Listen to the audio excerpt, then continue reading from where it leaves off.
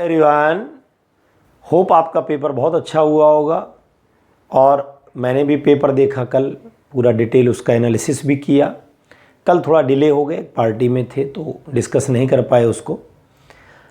लेकिन पेपर देखने के बाद और एनालिसिस करने के बाद क्या हमको समझ में आया, लास्ट ईयर भी मैंने एक वीडियो बनाया था एनालिसिस नीट के पेपर का। तो मैंने बार बार इस बात को बोला था कि अब जो पेपर नीट का आ रहा है उसमें आपको बेसिक कॉन्सेप्ट, बेसिक फॉर्मूले अगर तैयार हैं तो फिजिक्स के पेपर में 35 से 40 क्वेश्चन आराम से आप कर लेंगे। इस बार भी ऐसा ही पैटर्न है। अगर आप सेक्शन ए पे नज़र उठा करके देखें तो 2 या 3, एक क्वेश्चन का तो खैर ऑप्शन ही गलत है। सेक्शन 1 में, सेक्शन ए में केवल 2 या 3 क्वेश्चन ऐसे हैं जिनको हम कहेंगे कि कैलकुलेशन करने की आवश्यकता है। अदरवाइज बाकी किसी क्वेश्चन में आपको पेन ही नहीं उठाना है। पेनलेस, पेनलेस, सिंपल, बिना पेन उठाए आप आराम से क्वेश्चन करिए। बस बेसिक कॉन्सेप्ट और फॉर्मूला याद होना चाहिए। बेसिक मतलब बिल्कुल बेसिक। जैसे एग्जाम्पल के तौर पर एरर एनालिसिस हम लोग पढ़ते हैं, एरर के बारे में पढ़ते हैं। शुरुआत में पढ़ाया जाता है एरर कितने टाइप की होती है, तो हम लोग कहते हैं भाई 2 टाइप की होती है, सिस्टमैटिक और रैंडम। रैंडम क्यों होती है? अनप्रेडिक्टेबल रीजंस, जो सडन चेंजेस आते हैं टेम्परेचर में या बाकी चीज़ों में, तो वो रैंडम एरर होती है। पूछा गया था, सिंपल क्वेश्चन, कुछ नहीं आपको करना है। पूछा गया था वेंचुरोमीटर किस पर बेस्ड है, आंसर बर्नौलीज थ्योरम। तो मेरे कहने का मतलब है कि आप अगर 35 क्वेश्चन सेक्शन ए के उठा लें तो 35 में से आई थिंक 15 से 20 ऐसे थे कि जिनमें आपको सिर्फ टिक लगाना था। गेट में आया और गेट का क्वेश्चन सीधा सीधा क्वेश्चन है।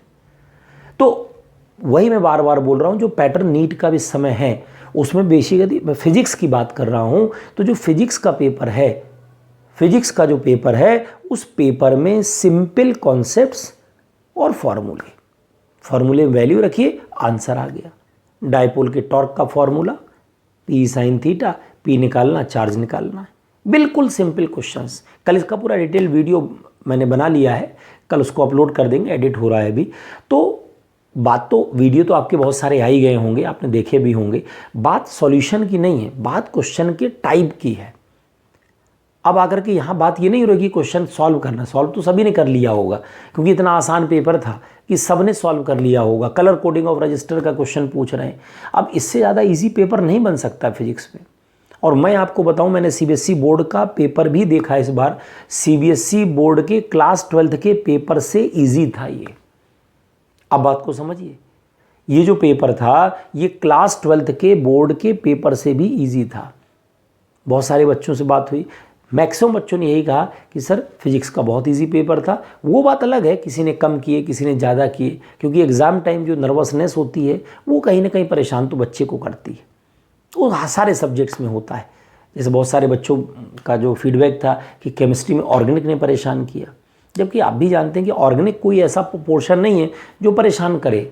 हाँ, फिजिकल में परेशानी होती है, नो डाउट, लेकिन ऑर्गेनिक में परेशानी हो ये पहली बार सुन रहे हैं। लेकिन हुई, क्योंकि एग्ज़ाम का एक प्रेशर होता है। अगर हल्का सा भी क्वेश्चन ट्विस्ट हो गया तो वहाँ पर प्रेशर तो क्रिएट हो जाता है। तो मेरे कहने का सिर्फ इतना मतलब है कि अब जो बच्चे भी तैयारी कर रहे हैं, जिनका इस बार बहुत अच्छा नहीं हुआ, नेक्स्ट ईयर ड्रॉप कर रहे हैं, उनको मेरी एक सजेशन है, बिल्कुल भी यहाँ वहाँ की बुक्स को लेना ही नहीं है। सिर्फ और सिर्फ फोकस करेंगे बैठ करके जो क्लास 12th में 11th में आपने कॉन्सेप्ट्स पढ़े हैं उनका खुद बैठ करके सिंपल फार्मूले नोट्स बनाइए, और जो प्रीवियस ईयर क्वेश्चंस आ चुके हैं उनको अच्छे से प्रैक्टिस कर लीजिए। कुछ test papers, mock test paper, applications वगैरह डाउनलोड जो आप करना चाहें कर लीजिए और प्रैक्टिस करिए, सिर्फ और सिर्फ प्रैक्टिस करिए। कुछ भी पढ़ने की आवश्यकता नहीं है, नो नीड टू स्टडी।